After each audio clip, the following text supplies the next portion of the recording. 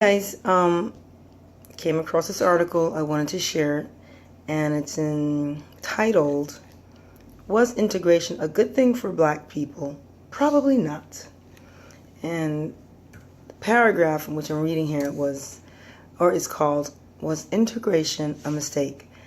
The problem for our community, I humbly submit, is that we did not properly negotiate the terms of integration. The pride that Dr. King's father instilled in him is lost for millions of youth who are being educated by people who don't care about them. Integration, for the most part, was simply prolonged assimilation. Prolonged assimilation. We're just finding our way into this Eurocentric system that we live in, and we're assimilating, essentially. Like moving into someone else's home and giving up the keys to your own. You're happy to be moving into a bigger house, but soon realize that you can't go on into someone's house and move around the furniture. Also, while you're renting a room, they are paying the mortgage, which means that their kids, not yours, are going to own the house when all the hard work is done. Many of us see the golden carrot of a higher salary without understanding the risk that is inherent in allowing your family to depend on the descendants of your historical oppressors. Even the most educated among us are raised to sell our services to bidders who extract our best and brightest, like oil being lifted from the soil of Nigeria. People with six-figure jobs living paycheck to paycheck. Let me just repeat that. People with six-figure jobs are living paycheck to paycheck, further heightening the economics dependency that makes you impotent when it's time to stand up for your rights. So you really can't stand up for your rights when you're living paycheck to paycheck, even if you are making the six figures.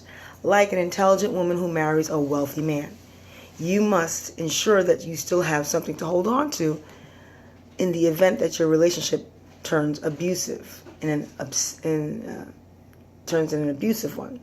Sadly, however, many of us have thrown economic caution to the wind.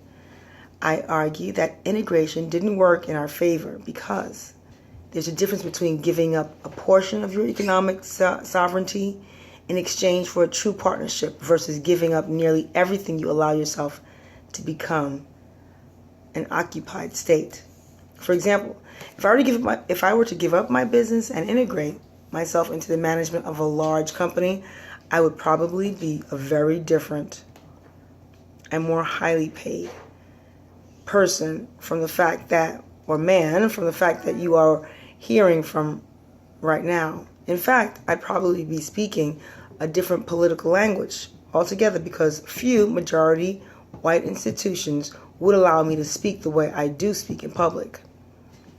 So, the conclusion is not that integration is always a bad thing. Integration can be a wonderful thing since white Americans have hoarded most of the nation's resources due to our oppression. The integration gives us an opportunity to have a piece of the pie, of the American pie. But integration in such a way that makes you dependent on others can put your socioeconomic security at risk.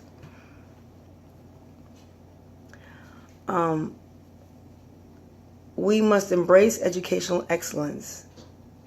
I want to finish reading this article, but I also want you just to click on a link below and you can continue reading it. I'll continue. Years after achieving the dream of integration, we have seen our poisoned and misguided financial chickens coming home to roost. When the 2008 economic crisis hit America, whites took a small hit and soon recovered, but black wealth dropped by over half. Black unemployment hit levels that we haven't seen in over 30 years. The young men who should be heading our families are filling up the jails and prisons, and our public schools have become prisons with training wheels. There is nothing pretty about this form of integration, when even our best, brightest, and strongest are in no position to help those of us who are struggling. The fact is that we must critically assess the extraordinary work of Dr. Martin Luther King while simultaneously realizing that his work was not complete. He died at a very young age, 39 years old, and was speaking boldly about the importance of economic sustainability as a critical component to achieving true equality in a capitalist society. As a community, each of us, our responsibility is to teach our children entrepreneurship as an important part of their long-term economic survival. I will repeat that. As a community, each of us has the responsibility to teach our children entrepreneurship as an important part of their long-term economic survival. Learning to run your own business is as important as knowing how to grow your own food.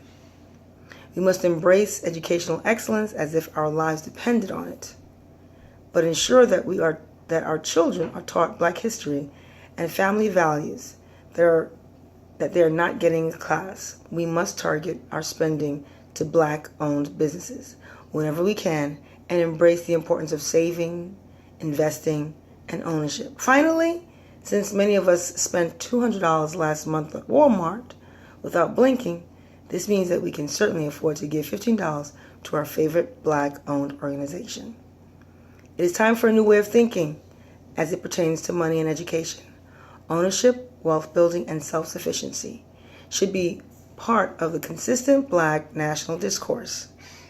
By reinventing ourselves in a productive way, we can turn our darkest hour into one of the greatest periods in Black American history. And time for us to do this. The time is now.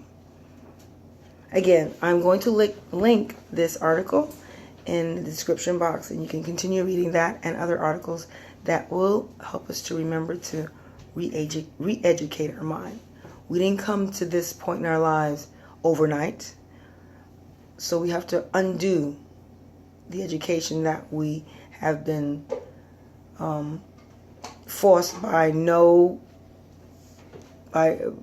ourselves, but we've been forced and compelled to abide by this particular education that we've been instilled through racism, and it's time to undo it. So let's re-educate our minds. Peace.